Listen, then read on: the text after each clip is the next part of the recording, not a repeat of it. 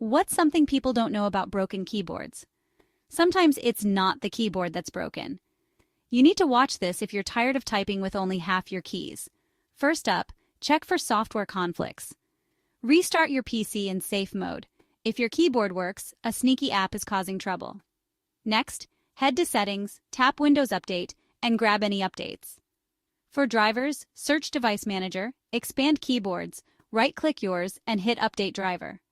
Now, check accessibility settings. Turn off filter keys, sticky keys, and toggle keys. No more accidental key combos. Still stuck? Run the keyboard troubleshooter in Settings. Try an external keyboard. If it works, your hardware might need help. Consider a BIOS update if things still feel wonky. Or reset your keyboard settings in language options. Finally, open Command Prompt as admin and type sfc/scanout to fix system files. Problem solved. Give yourself a high five, your keyboard's back in business.